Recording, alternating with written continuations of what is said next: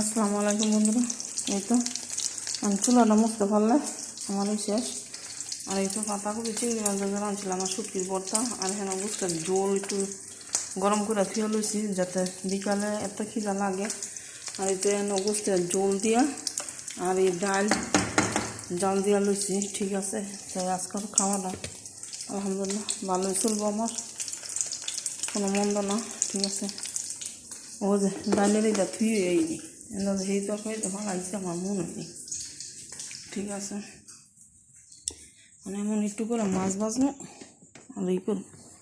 আর কালকা ওই যে সেই ছোটো মাছের তরকারিটা রান্না লাইলে মাছের জন্য পেঁয়াজ দিয়ে এটা রান্না কারণে যাইতে বলবো হেন কড়াইয়া চুলাটা যাতে মশা দিতে পারি এটি নিয়ে যাই।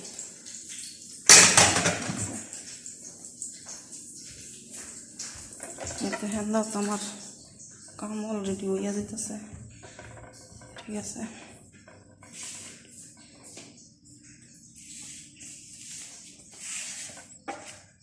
দেখলে আমার ভাতের কী অবস্থা। পরে দুই দিক করলে ভাত যাইব সেরা বেড়া হইয়া। এই গরমের লাগিয়া তাড়াতাড়ি রান্না বান্না লাগে। তো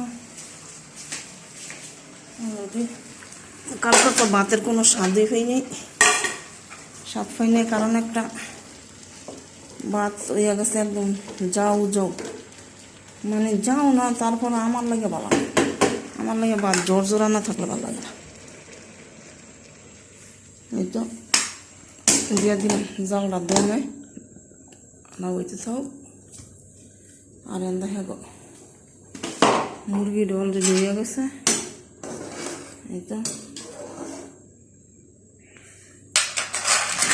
মুরগিটা নামালাম। ঠিক আছে, মুরগিটা নামাইলাম।